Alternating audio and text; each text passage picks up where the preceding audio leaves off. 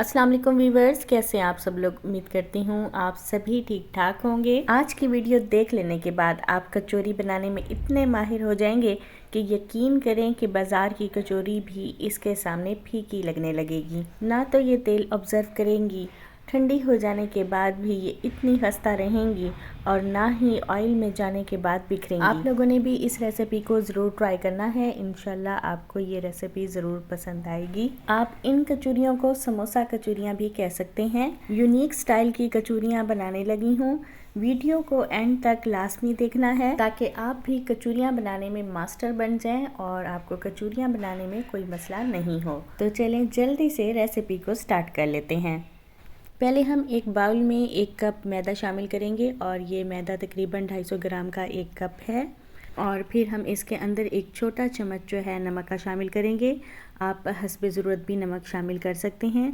1/4 teaspoon हम इसके अंदर अजवाइन शामिल करेंगे और 3 टेबलस्पून के करीब हम इसके अंदर पिघला हुआ घी शामिल करेंगे।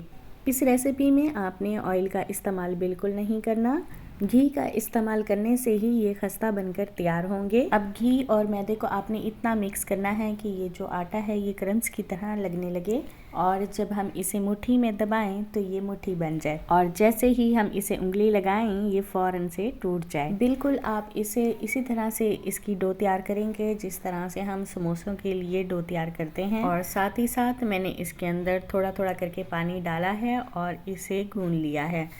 आपने हमेशा इसके अंदर थोड़ा थोड़ा करके ही पानी शामिल करना है, ऐसा ना हो कि डो पतली हो जाए। एंड में हम इसके ऊपर ऑयल ग्रीस करेंगे और पूरे पेड़े के ऊपर फैला देंगे, कवर करेंगे और इसे आधे घंटे के लिए रेस्ट देंगे।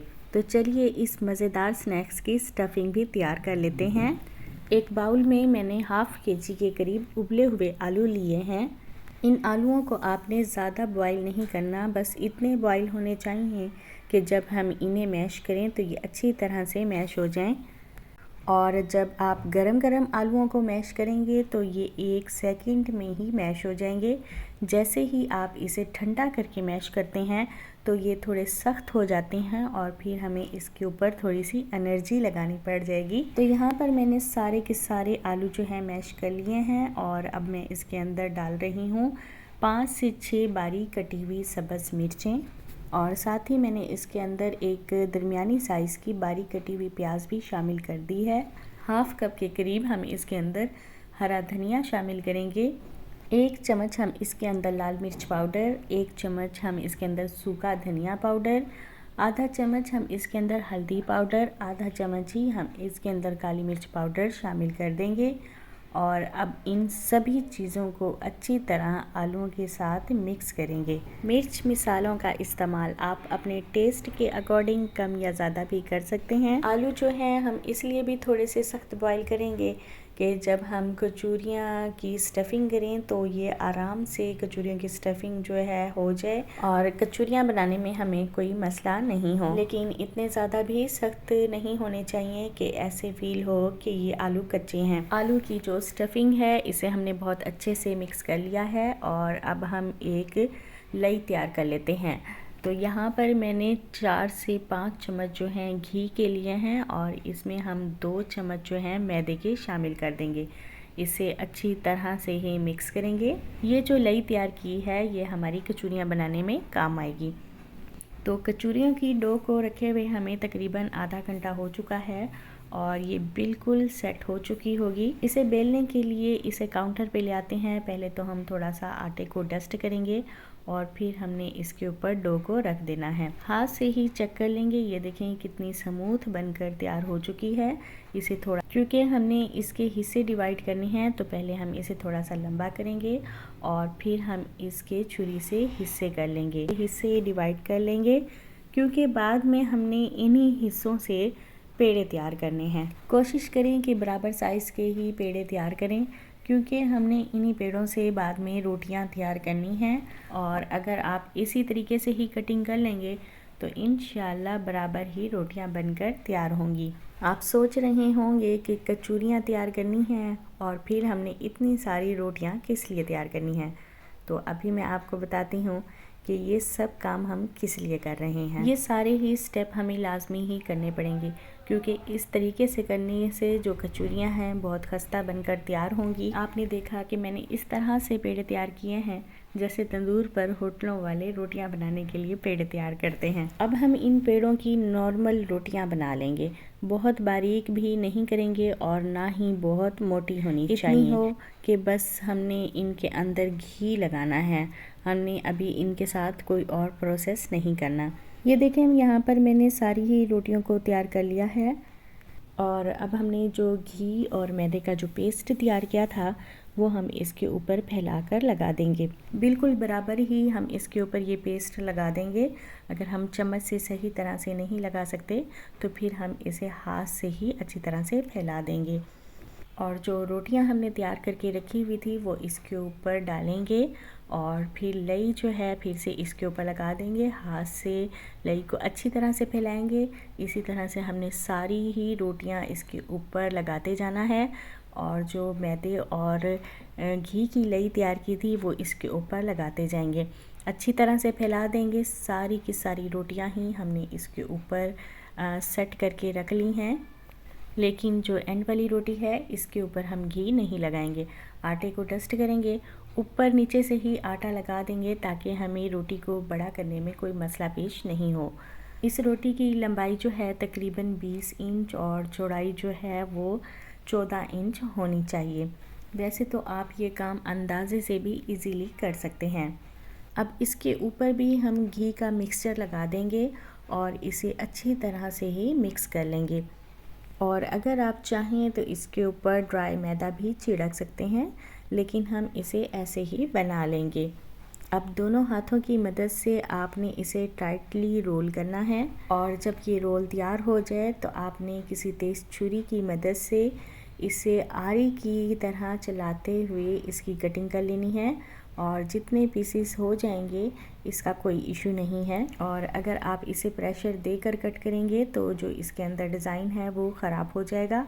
आपने इसे आरी की तरह कट करते हुए ही चलाना है और मुझे इतनी ज़्यादा प्रैक्टिस है कि मैं इसकी तेज़ ही कटिंग करती जा रही हूँ, लेकिन फिर भी जो इसकी लेयर्स हैं वो ख़राब नहीं हो रही क्योंकि हमने इसके साथ काफ़ी सारी ही मेहनत की है और इसके अंदर घी की लेयर्स भी काफ़ी सारी दी हैं। ये देखें, मैं आपको दिखाती हूँ कि इसकी बहुत ही अच्छी लेयर्स बनकर तैयार हुई हैं और अगर आप बिल्कुल न्यूली काम कर रहे हैं तो आप फिर इसे धागे की मदद से भी काट सकते हैं। सारी ही कचौरियों को उठाकर हम किसी डिश में रख लेंगे और फिर हम इसे 5 से 10 मिनट का रेस्ट देंगे। रेस्ट भी आपने इसे लाजमी ही देना है।